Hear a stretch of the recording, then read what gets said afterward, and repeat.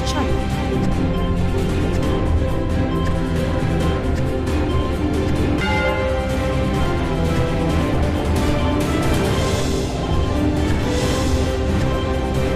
Thank you for watching Lango this channel.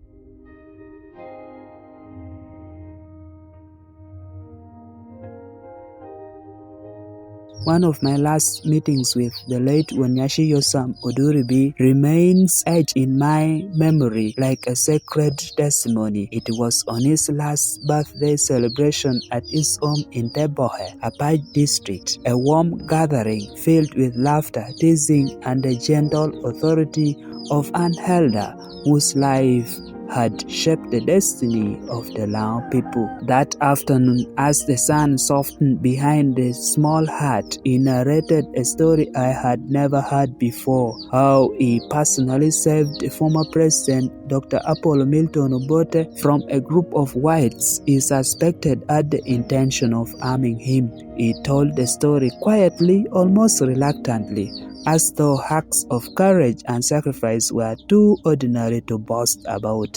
And that moment defined something deep within him, a man whose instinct was always to protect, to preserve peace, to shield life where others would choose confrontation. But his greatest testimony of peace came not from politics, not from power, but from family. Several times during our interviews, both on and off camera, Uduri repeated one truth with a father's firmness. He personally kept and raised Dr. Engineer Odongo when he was still a young boy. He said it before public gatherings. He said it in private conversations. He said it with a heart that still carried pride and sorrow in equal measure. For him, Odongo was not just a future leader, he was a son, a child he had fed, guided, sheltered, and shaped. And hearing him speak, it became impossible not to believe him, because the emotions that surfaced in his eyes were not those of a political opponent, but those of a father remembering a child who had drifted far away. One of the stories that hurt him most, he confessed with a quiet tremor in his voice, was the aborted reconciliation meeting. He told us how he had been informed that Odongo, together with his close relatives, were planning to visit him in Tebohe for a family gathering meant to end their long-standing dispute. I prepared myself, he said softly. I waited for my son. But the convoy never arrived. Neither Odongo nor his team appeared.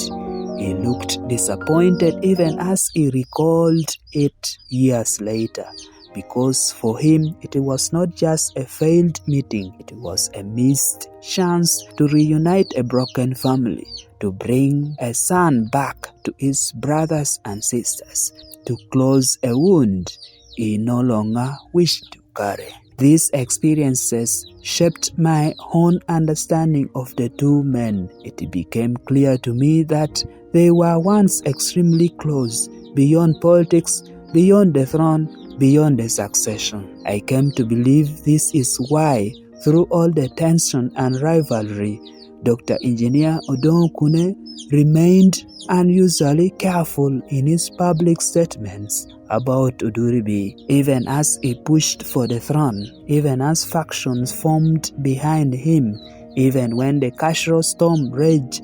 He never crossed a line of disrespect. He controlled his lips. He held back his anger. He often urged his team and followers to honor Yosam Uduri as an elder, a father figure and a cultural pillar of Lango. And now, after hearing Uduri's own stories, I finally understood why. You do not spit in the face of the man who raised you. You do not shout at the hands that once fed you. You do not insult a father even when your desire is share. Can the two factions reunite?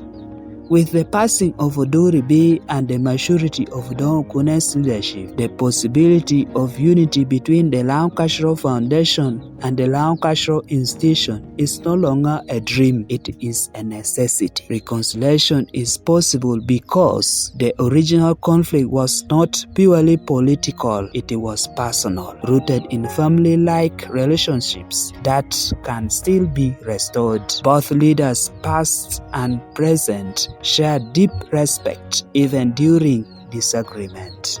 The Lango people are tired of division, and culture thrives only when its spiritual head stands as one. Uduri's dying wish was reconciliation. His desire for his son to return still hangs in the air, waiting to be fulfilled. Okune himself has demonstrated restraint, which is the foundation of reconciliation. If there is any gift the two men can give to Lango, even in death and life, it is unity. Unity for the youth, unity for culture, unity for the ancestors whose spirits do not recognize factions. The road to unity will require a neutral council of respected elders, a public acknowledgement of past grievances, a symbolic ceremony honoring the legacy of Uduri, a reformation of a shared cultural destiny, a willingness by both sides to prioritize Lango above personal pride.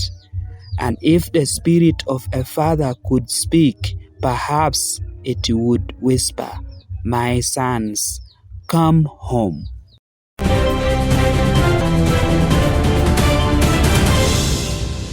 Thank you for watching Lango News channel. Please subscribe for more updates.